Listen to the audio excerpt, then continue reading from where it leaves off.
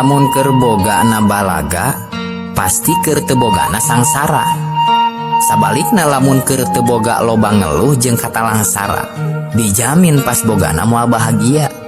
Da moal aya tungtungna ngeluh jeung ngerasa kurang, sanajan geus loba oge.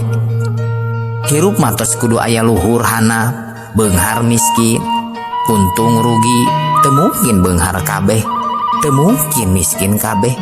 Sanaos kitu, Allah ngalungsurkeun kabahagiaan pikeun sakabeh jalmi. Anu beunghar bisa bahagia ku beungharna, anu miskin bisa bahagia ku miskina. Takaran bahagia anu miskin jeung anu beunghar boga bentuk jeung ukuran masing-masing, moal sarua. Tah panyakit urang mah loba ngabanding-banding kebahagiaan diri urang jeung kebahagiaan batur.